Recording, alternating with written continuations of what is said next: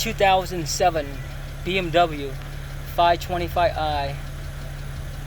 No start, just crank. There's no spark at the coil.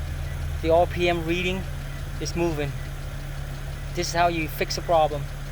Use a RTEL BMW 908 scan tool. Select coding.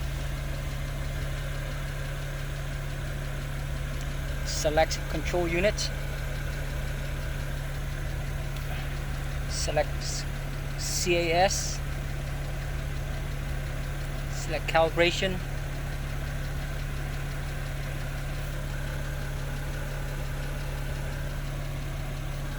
And select execute measure plan.